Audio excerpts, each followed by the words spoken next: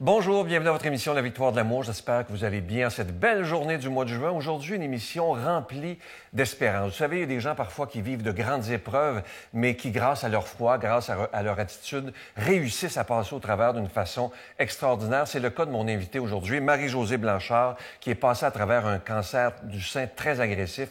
Mais vous allez voir que malgré tout, elle a une espérance et une joie de vivre qui peut déplacer des montagnes en chanson. Une chanson absolument magnifique interprétée par Christian-Marc Gendron et son épouse Manon Séguin, l'homélie avec notre bon ami de Paris, le bon père Michel Marie, et la chronique hebdomadaire de notre amie Christine Michaud. Bienvenue à votre émission La Victoire de l'amour.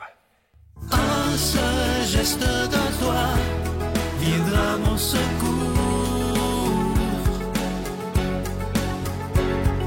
Viens semer dans mon âme le grain de l'amour.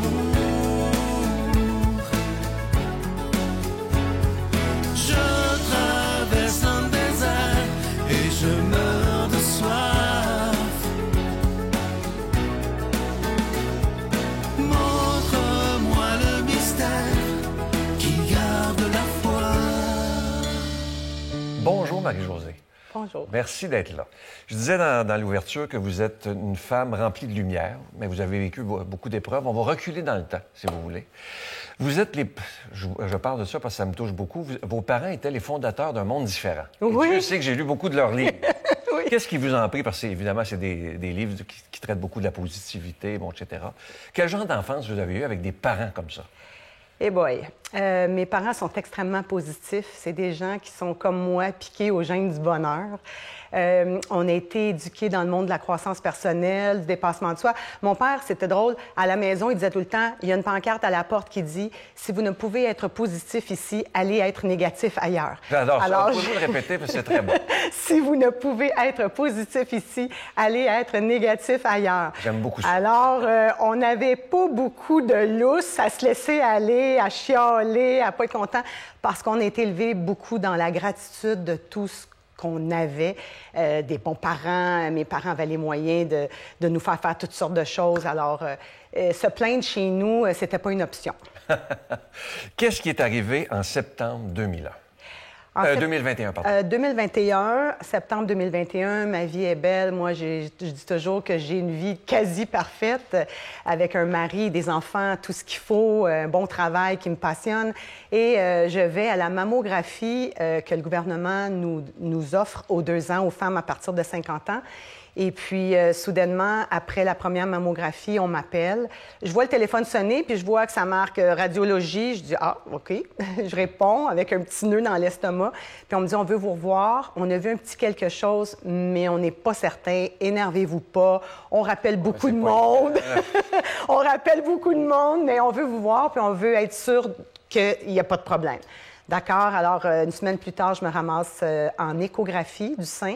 Et puis, quand j'entre dans la pièce, je vais toujours me souvenir, une belle docteure. Je dis, vous êtes docteur? Elle dit, oui. J'ai dit, est-ce que vous pouvez me parler après, s'il y a quelque chose? Oui, oui, énervez-vous pas, couchez-vous, je fais votre examen.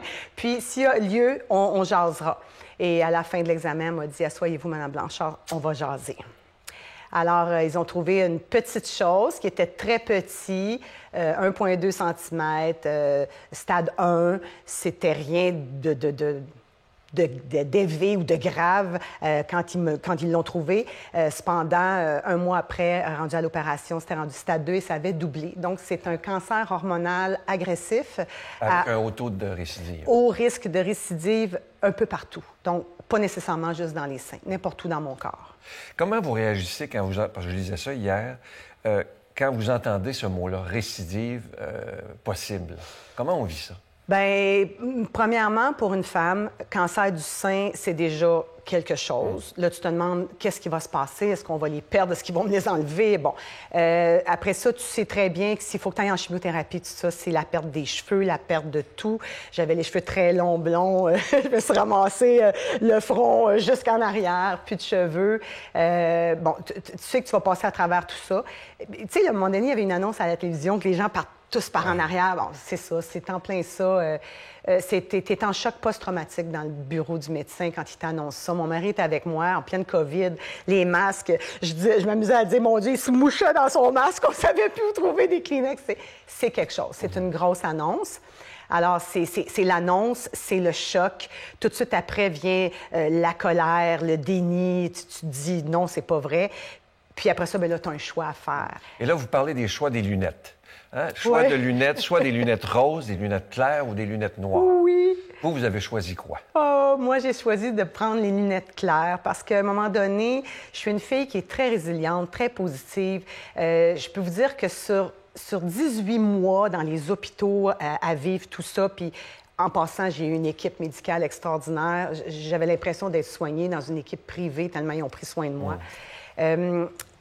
J'ai eu droit à avoir une psychologue à un moment donné, puis j'ai dit, tiens, pourquoi pas, je la prends, même si je suis positive, même si j'ai toujours été élevée dans ce milieu-là, bien, il y avait un petit 5 de moi qui voulait tomber parfois, pour 95 du temps que j'étais comme je suis devant vous aujourd'hui.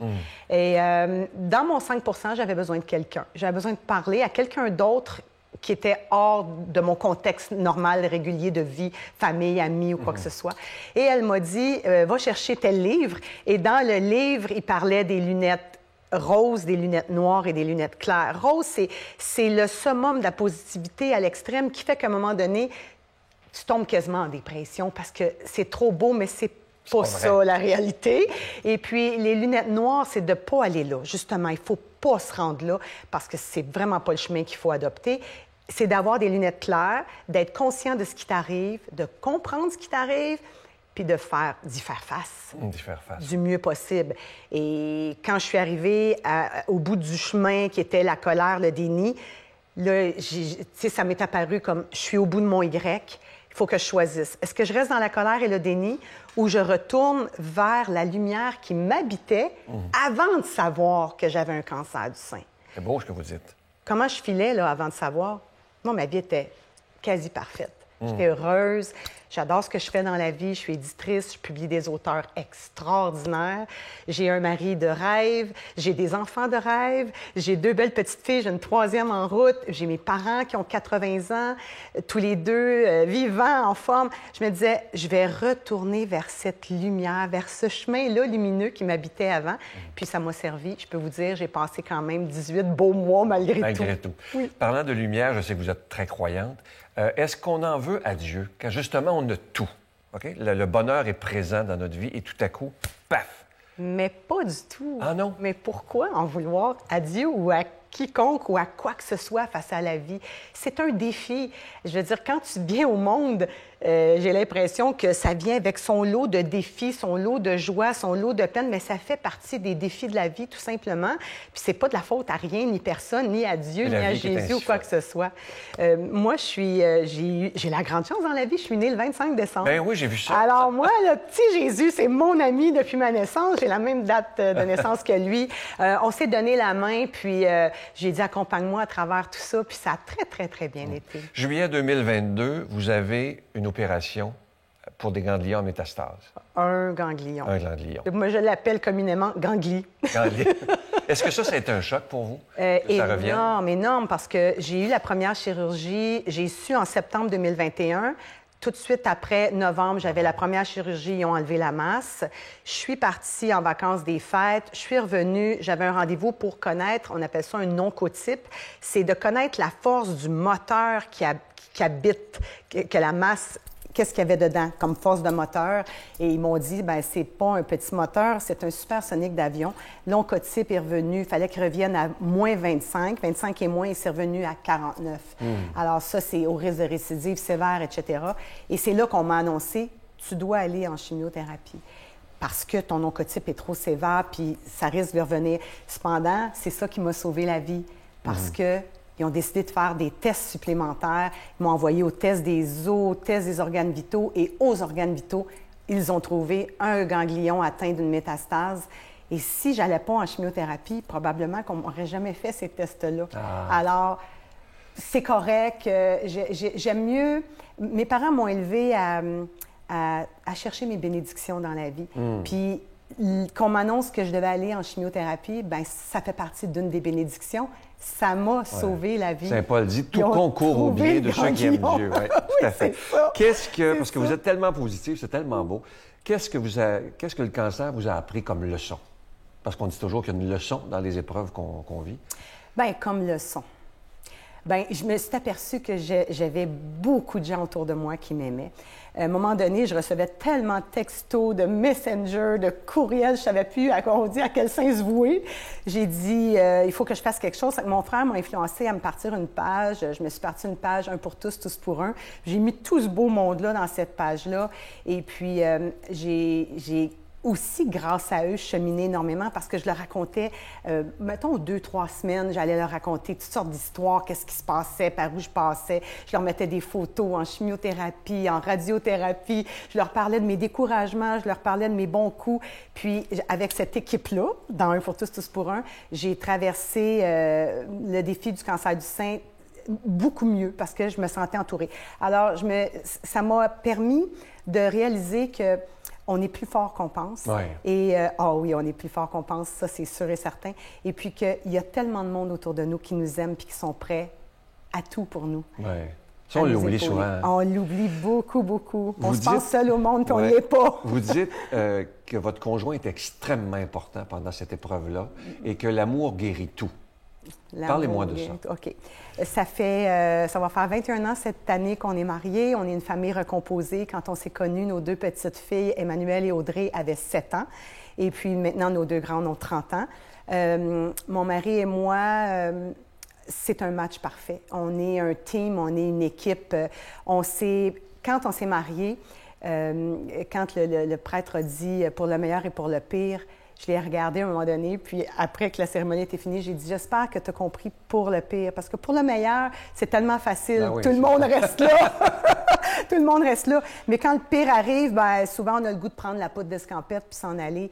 Et puis, bien, mon mari, je me dis toujours, c'est un fier soldat, c'est un homme de Dieu. Il est resté à mes côtés, il m'a accompagné. Il est venu à mon premier traitement de chimiothérapie. Il a été là pour moi, c'est mon fidèle accompagnateur. Je lui rends hommage dans le livre, 25 nuances de rose, parce que c'est lui qui est à mes côtés toujours. Mais il y a ma famille aussi, mon père, ma mère, ma sœur qui travaille avec moi chez Performance Édition, que je m'amuse toujours à dire, c'est mon idole. Elle est merveilleuse. On se parlait à tous les jours. Quand il a fallu que je rase tous mes cheveux, il a fallu que je l'appelais, j'étais en panique. Elle était là pour moi, pour juste m'écouter. Qu'est-ce que vous faisiez dans des moments justement de panique et de peur? Parce que vous êtes humaine quand même, là. Bien, c'est sûr que je le partageais beaucoup avec mon mari, mais j'appelais ma sœur. Elle va rire quand elle va entendre ça. J'appelais ma sœur, puis je pleurais beaucoup. Puis j'essayais de ne pas trop appeler mes parents. Mes parents, ils ont 80, tous les deux, sont en pleine forme, ont une santé de fer, sauf que je ne voulais pas les drainer dans quoi que ce soit. Je me dis, ils en ont moins en avant qu'ils en ont en arrière, puis je veux qu'ils continuent leur belle vie. Quand j'ai su tout ça, ils s'en allaient en Floride. Allez-vous-en. Quand j'ai su qu'il fallait que j'aille en chimio, mon père voulait revenir, il ne cessait pas de pleurer. Non, non, restez là-bas, continuez votre voyage, ça ne donne rien de revenir. C'est la pandémie, puis vous ne pourrez même pas m'accompagner. Moi, il fallait que j'aille un masque, j'étais immunosupprimée. Vous ne pourrez même pas venir vraiment chez moi. Continuez votre belle vie, puis on se parlait par FaceTime maintenant avec les réseaux sociaux, tous les réseaux sociaux, puis c'est tellement facile de pouvoir jaser avec les gens, puis ça a été formidable. En tout cas, je vous remercie de votre belle lumière. Vous êtes vraiment inspirante, malgré l'épreuve, malgré tout ça. Vous êtes une femme debout, une femme vivante. Oui. Merci d'être ce que vous êtes. Et je veux inviter les gens à lire ce très beau livre qui s'intitule « 25 nuances de rose ». C'est aux éditions Performance, et je vous offre une très, très belle chanson de gens que vous connaissez. Oui, mes amis. Je les ai entendus tantôt en répétition, c'est absolument magnifique. Christian-Marc Gendron et Manon Séguin qui nous interprètent. Écoutez bien les paroles, on la connaît tous, mais parfois on n'écoute pas bien les paroles. Et je trouve que dans votre sens à vous, dans ce que vous avez vécu, ça va bien. Que c'est beau, la vie, on écoute ça ensemble.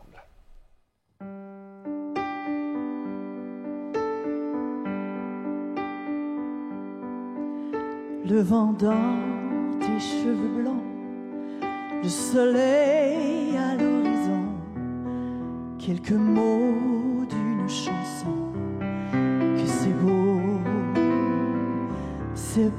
la vie. Un oiseau qui fait la roue sur un arbre déjà roux, et son cri par-dessus tout, que c'est beau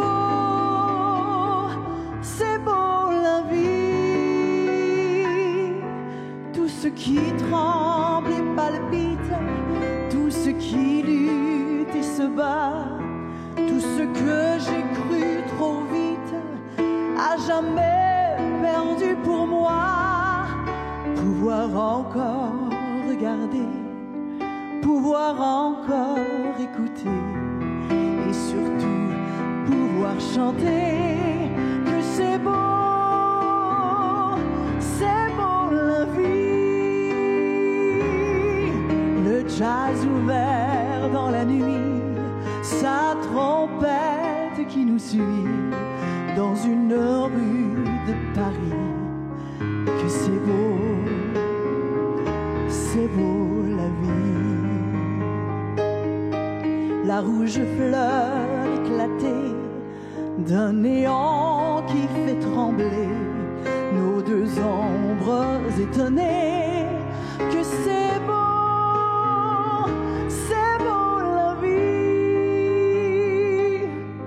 Tout ce que j'ai failli perdre, tout ce qui m'est redonné, aujourd'hui me monte aux lèvres en cette fin de journée. Pouvoir encore partager ma jeunesse, mes idées, avec l'amour retrouvé. Que c'est beau la vie. Pouvoir encore te parler, pouvoir encore t'embrasser, et surtout pouvoir chanter. Que c'est beau la vie.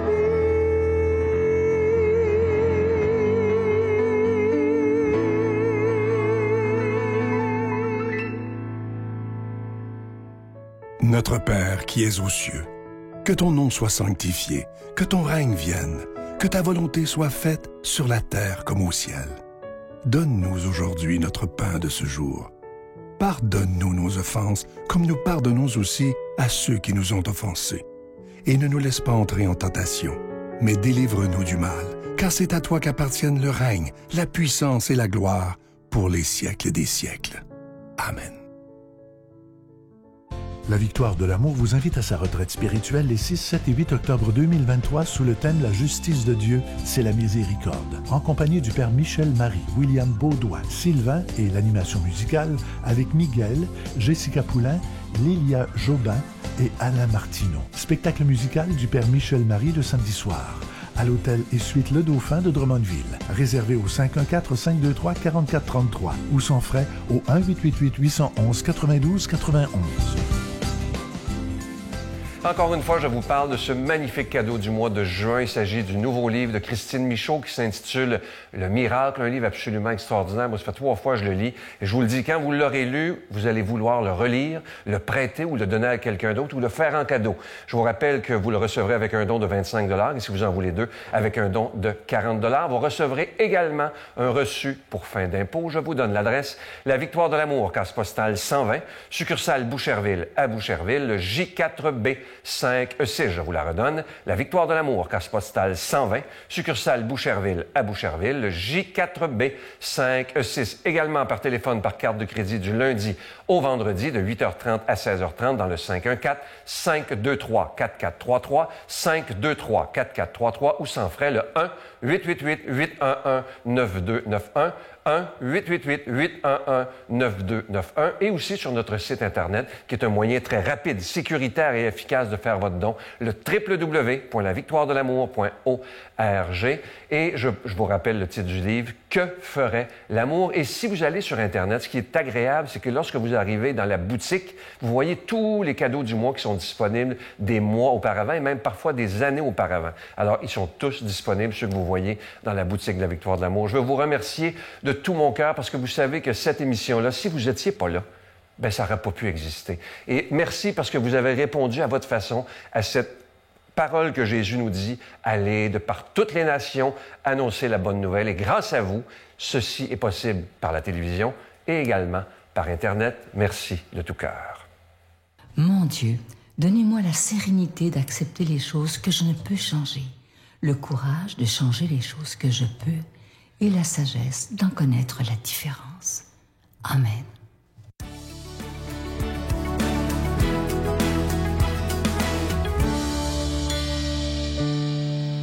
Cette semaine, je vous parle entre autres du nouveau livre d'Éric Emmanuel Schmitt qui s'intitule « Le défi de Jérusalem ».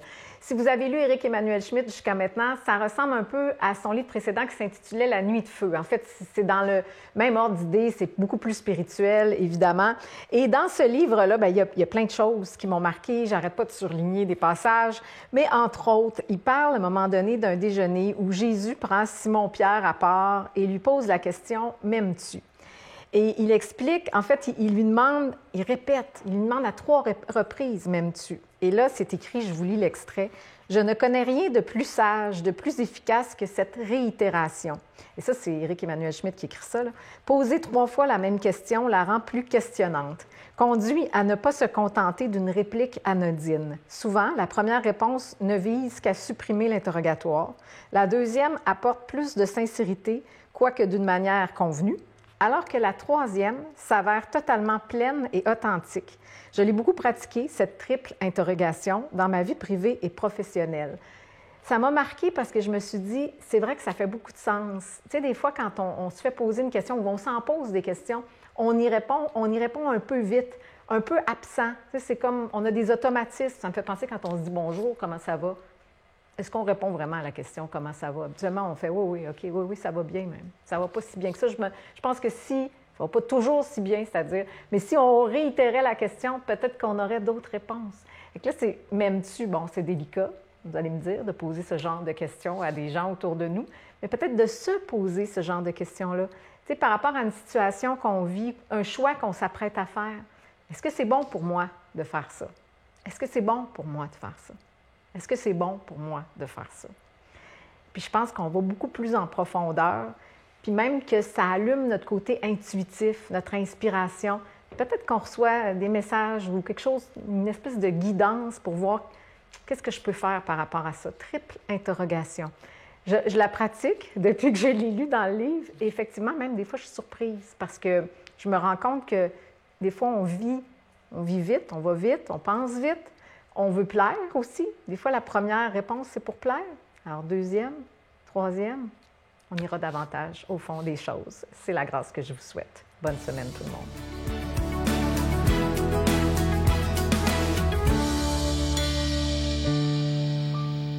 Joie de vous retrouver, amis que j'aime. Enfin, l'été a surgi. Le soleil de l'Évangile est là. Évangile de Jésus-Christ selon saint Matthieu. Jésus disait aux 12 apôtres, « Ne craignez pas les hommes, tout ce qui est voilé sera dévoilé, tout ce qui est caché sera connu. Ce que je vous dis dans l'ombre, dites-le au grand jour. Ce que vous entendez dans le creux de l'oreille, proclamez-le sur les toits. Ne craignez pas ceux qui tuent le corps, mais ne peuvent pas tuer l'âme. Craignez plutôt celui qui peut faire périr dans la géhenne l'âme aussi bien que le corps. Est-ce qu'on ne vend pas 2 moineaux pour 1 sou? Or, pas un seul ne tombe à terre, sans que votre Père ne le veuille. Quant à vous, même vos cheveux sont tous comptés. Soyez donc sans crainte. Vous valez bien plus que tous les moineaux du monde. Celui qui se prononcera pour moi devant les hommes, moi aussi je me prononcerai pour lui devant mon Père qui est aux cieux. Mais celui qui me reniera devant les hommes, moi aussi je le renierai devant mon Père qui est aux cieux.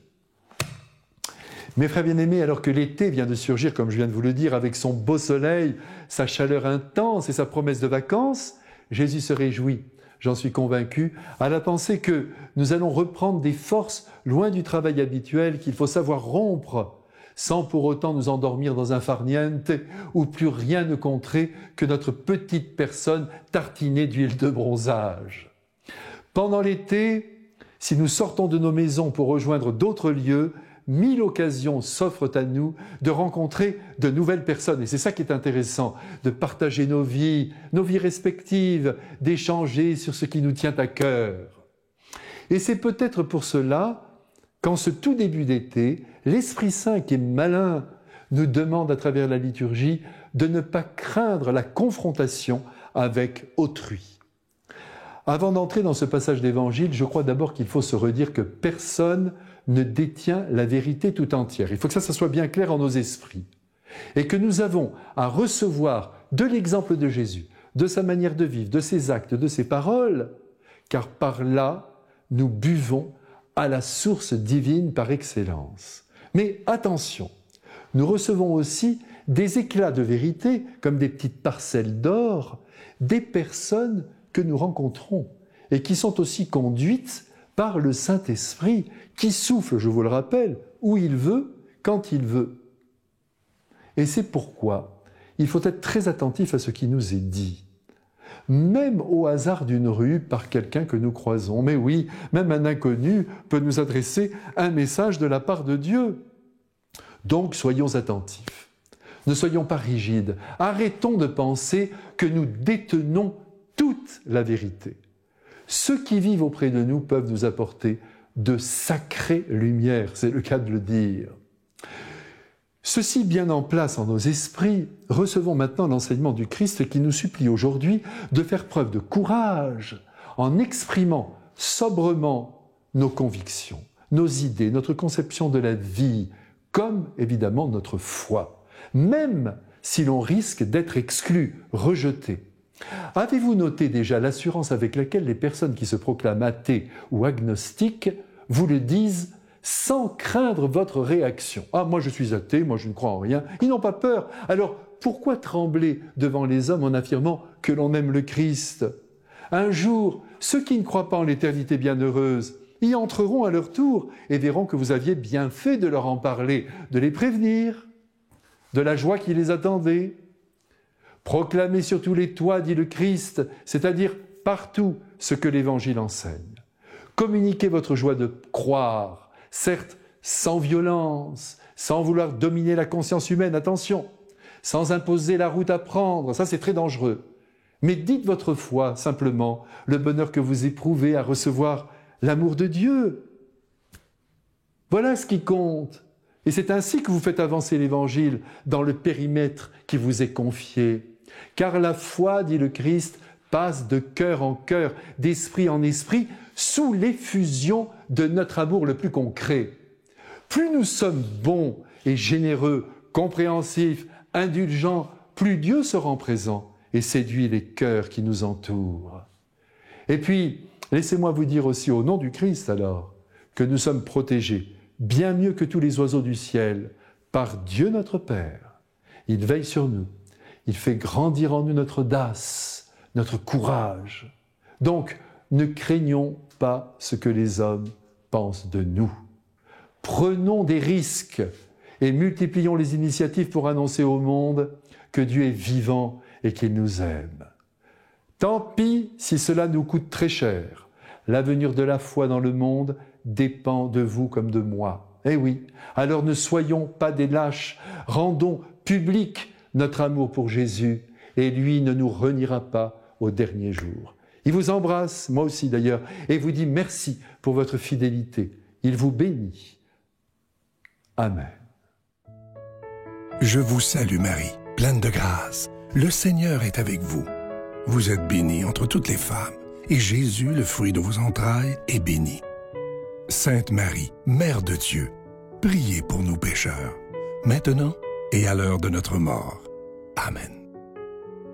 J'espère que cette émission vous a plu. Pour moi, c'est toujours une grande joie de voir des gens qui ont tellement une espérance malgré l'épreuve. Et ça fait toujours du bien à voir et entendre. Je vous rappelle que le cadeau du mois est ce magnifique livre de notre amie Christine Michaud. Le titre est tellement beau.